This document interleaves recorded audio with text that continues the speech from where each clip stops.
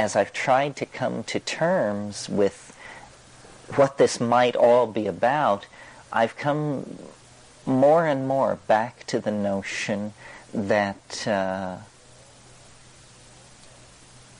it all lies in the plants, that our peculiar restlessness, which in modern circumstances has evolved into a rapacious appetite for addictive substances of all sorts, our peculiar inappropriateness in all contexts. So we are not quite simply complex mammals, we are certainly not angels, and we just seem to occupy a very uncomfortable place in the hierarchy of creation. I think this has to do with the fact that we are the traumatized inheritors of a dysfunctional relationship, a relationship that grew dysfunctional in the last 15 to 25,000 years. And what we call history is the fall out of a dynamic, here and now, feeling-toned relationship with our environment and into, this anticipation of the future, worry about the past, basically ego. And I recently spoke in New York, and New York is a very nuts and bolts kind of town. And people there took issue with the notion that all of our problems can be boiled down to a single problem. If you trace the thread of every screw-up back into the maze, it all comes back to a single issue, which is excess of ego. We all have excess of ego. And our entire situation, legalistic, psychological, religious, everything is about this, that it doesn't work. It's maladaptive, and yet we have it. And why do we have it if it's maladaptive? If it doesn't promote human values, then how in the hell did it get started, and what is it that's maintaining and sustaining it? Well, this is what I want to talk about over the course of the weekend. When I pushed the analysis of what the psychedelic experience meant to the limits, I was surprised to discover that it left the domain of my personal relationship to the mystery. What is it? What does it want from me? What is it trying to say? All that had to also make room for another issue, which is there's a political issue here. I think most people in this room, most people who have had the psychedelic experience will agree that the most profound, the most open-hearted, the most moving moments of their lives, some of them have been tied in with those experiences. But we seem unable or unwilling or afraid to extrapolate that conclusion to the notion that this is a general panacea for society, because we cannot conceive that that the solution to a spiritual dilemma could lie in matter. In other words, we ourselves have been infected by the inside-outside matter-spirit dichotomies of the dominator culture. But the notion that man, notice the gender thrust here, the notion that man could somehow bootstrap himself to Godhead without reference to nature seems to me highly peculiar, and simply nothing more than an expression of hubris, pride, a belief, that we can do it our way and alone. So all of this is very the shelf life is short on all of these issues because the planet is in a state of terminal crisis. Does that have anything to do with the psychedelic experience, or are these separate issues?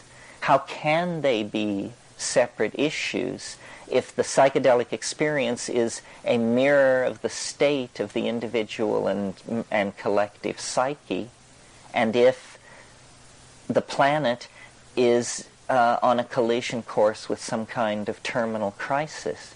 It seems to me then that nature is struggling to right this disequilibrated planetary ecosystem. So in a sense, there's nothing to be done except to watch and wait. But on the other hand, we are not apart from nature. We are, in some sense, a portion of nature which is the most reactive and energetic, because we are reactive and energetic in the domain of epigenetic codes. We can foment rapid change. Until recently, it was a truism of thinking about society that all change had to be gradual. This myth has now been exploded. We know that, you just take them all out and hang them, and then that's not gradual, and then you've got a new world. And this has been done in several places with excellent success recently. So change need not be gradual. And in fact, I think we're entering into a historical domain where very little change will be gradual. Gradual change was a luxury of the past. Well, how to come to terms with these processes, patterns, forming and reforming in our lives, in our relationships, in our families, in our businesses, in the extended relationships we have with people. It's what is needed, you see, is a kind of collective breakthrough in apperception. The most politically potent thing you can do for somebody is to educate them, to give them the facts. The facts are now so horrifying, and the means of delivering the facts so effective, that there is no excuse for everyone not beginning to act in an informed manner. And I think this is happening. For instance, a few months ago I was in Belize, which is an extremely poor country, a little chip of land in the armpit of the Yucatan that used to be British Honduras. I didn't know there were countries this funky in the Western Hemisphere. I thought you had to go, They have the fortune, good or ill, of speaking English as a national language. So when the British left, they just simply pointed dishes to the sky, and they get 270 channels of American television. It has completely educated the entire population of the country into an extremely sophisticated strategy for surviving in the real world of the present moment. They understand that their only resource is their nature. So they have made the entire country into a nature reserve. They understand that tourism is their only hope, and that for tourism to work, they must halt the destruction of their environment. This informing people at distant points of the value systems operating at the centers where values are being created allows people to position themselves for success. I mean, a lot is being lost. You cannot pretend that the situation we're in is unambiguously rosy. It isn't. It's extremely complicated. Marxism dissolves What does this mean? It means that now 21 language groups and 16 tribal groups are open to exploitation, homogenization, leveling of cultural values. Everybody will be turned into a kind of white bread consuming citizen in a beige fascist world. And this is the alternative to Armageddon. We hail this as a great step forward. What is happening is that all restrictions are being done away with against the expression of completely rapacious drives for immediate self-gratification. Until 18 months ago, only half the world had permission to behave like assholes. Now this permission is being extended to everyone as quickly as possible as a right. You know, your right to join in the looting of the planet. Well, certainly Stalinism is a bad thing, but is the only ideological counterpoise to that to be high-tech, mindless consumer fascism? I don't think so. In fact, I know not, because there isn't enough metal in the planet to put a Volvo in every driveway of 3.5 billion or 4 billion people. So the search for a serious revolution in values is on. It cannot, it must come from the spiritual realm. And the spiritual realm in practical terms means the imagination. The frontier of our species is the imagination. Now we have to take that slogan and somehow turn it into a technology. How can we go to the place where ideas come from? How can we somehow separate our architectonic fantasies from the ongoing momentum of the planet? Both are valid, you see, but we have to recognize that what we are is almost an ontological transformation of life. We are to life what life is to the inorganic realm, and we need to separate ourselves from the planet. The planet, the entire planet, should be a bioreserve. How many of these oxygen-rich, water-heavy worlds are there?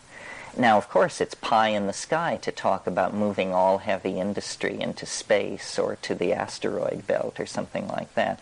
But on the other hand, when you extrapolate a visionless future, even as much as 3 or 4 decades into the future, you see the accumulation of problems on such a scale that then there will be no pulling out of the power dive.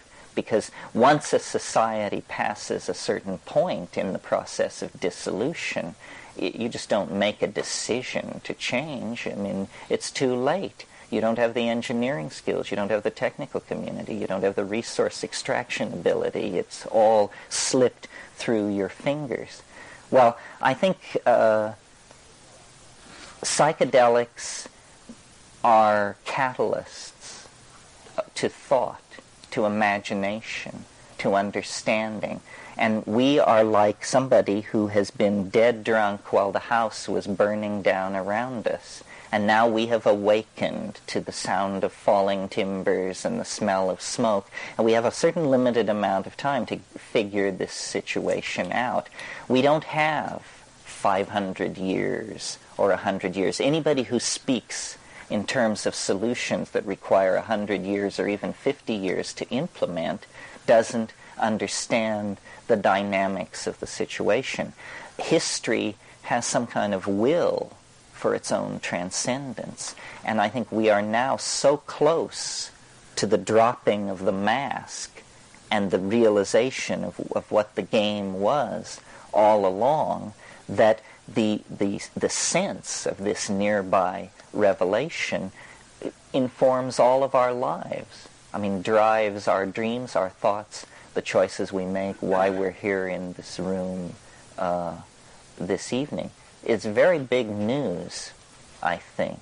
The world is not at all as we suppose it to be.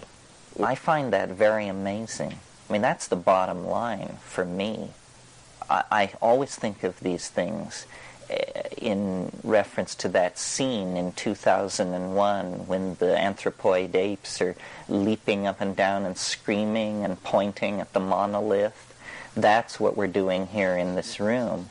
I mean, the subject of this weekend is unspeakable.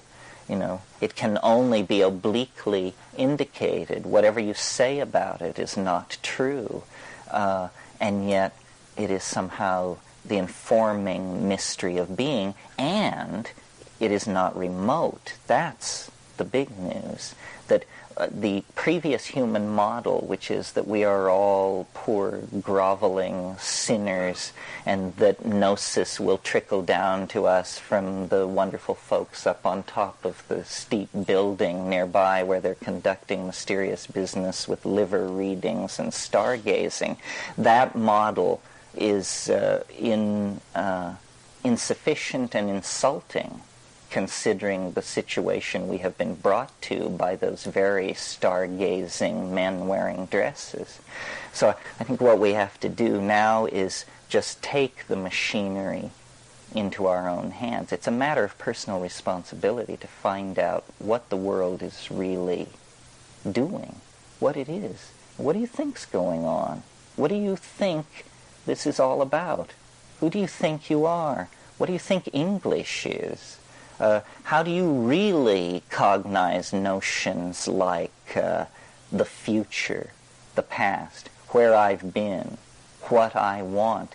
I mean, it's in Moby Dick, Melville says, if you would strike through the mask. Everything is a mask.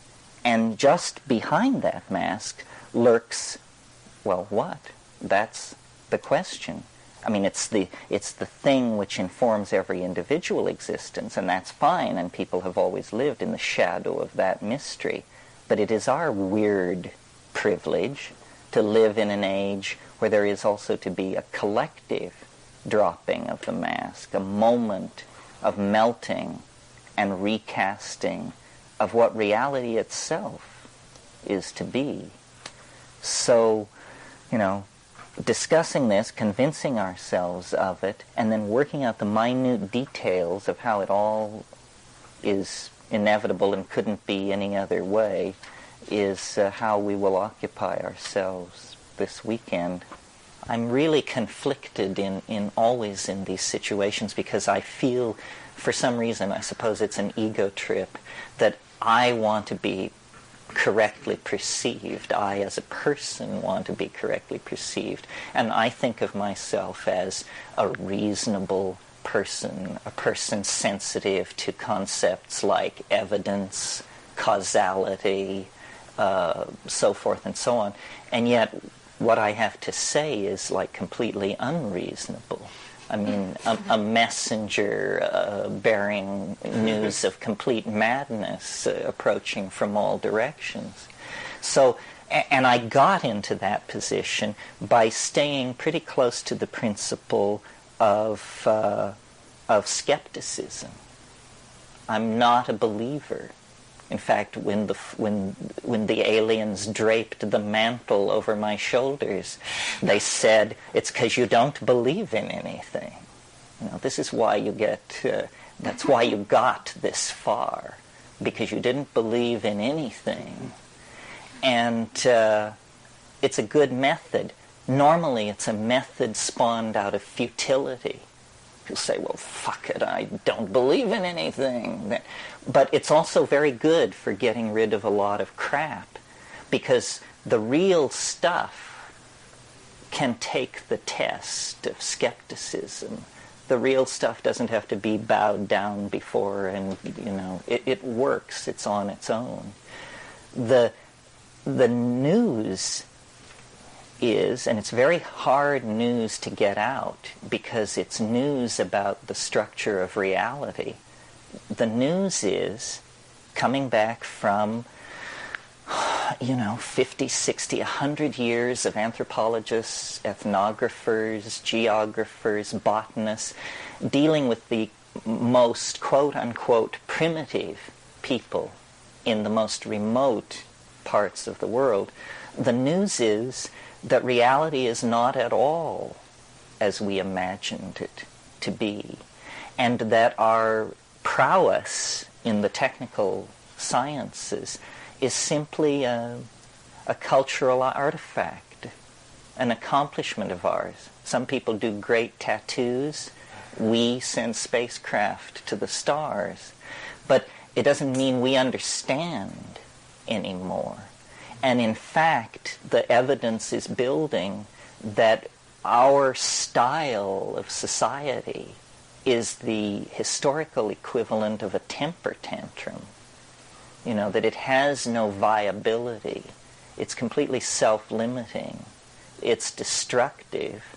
And it hands nothing on to its receivers. So I sort of talk to this group, and all the groups that I talk to, from 2 points of view. I'm trying to convince you of something, and yet reason dictates that I assume that you're already convinced, pretty much. So then it's also an effort to figure out what it is we're so convinced of, and then what is so great about it. Because I think some kind of this is a real mystery, the only one I know. This is the thing that you hope exists and assume doesn't if you're a reasonable person.